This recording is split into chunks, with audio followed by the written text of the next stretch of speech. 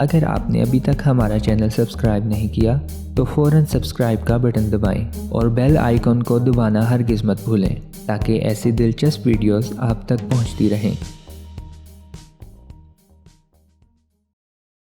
मैदे की तज़ाबियत से कैसे छुटकारा पाएं?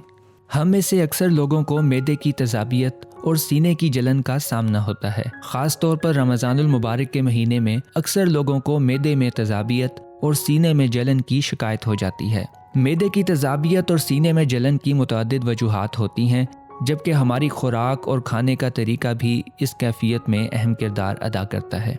अगर बात की जाए रमज़ानुल मुबारक के महीने की, तो इस माह में जब हम रोज़े रखते हैं तो सहरी और अफ्तारी में हम ज़रूरत से ज़्यादा खा लेते हैं, जबकि हम तली हुई ग़ज़ा का भी आम दिनों से ज़्यादा इस्तेमाल कर रहे होते हैं। आज हम आपको इसी हवाले से इस वीडियो में बताएंगे कि किन बातों का ख्याल रखकर हम इससे छुटकारा हासिल कर सकते हैं। साथ ही चंद ऐसे टोटके बताएंगे जिससे आपको जल्द आराम आ सकता है।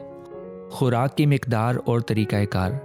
माहिरीन का कहना है कि अगर आपके मैदे में तज़ाबियत या सीने में जलन महसूस हो तो आपको अपनी खुराक की मिकदार को कम कर देना चाहिए, जबकि आपको खाना ज़्यादा देर तक चबाना होगा, यानी अच्छी तरह चबाकर खाएं। दूसरी जानब ज़रूरत से ज़्यादा खाना भी मैदे में तज़ाबियत और सीने की जलन की वजह बन सकता है।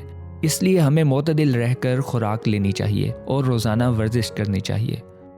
सौंफ का इस्तेमाल। अगर आपको मैदे में तज़ाबियत और सीने में जलन रहती है तो इसके लिए सौंफ का इस्तेमाल बेहद मुआवन साबित होता है। हर खाने के बाद एक छोटा चम्मच सौंफ को अच्छी तरह चबाकर खाया जाए तो ये बेहद मददगार साबित होगा।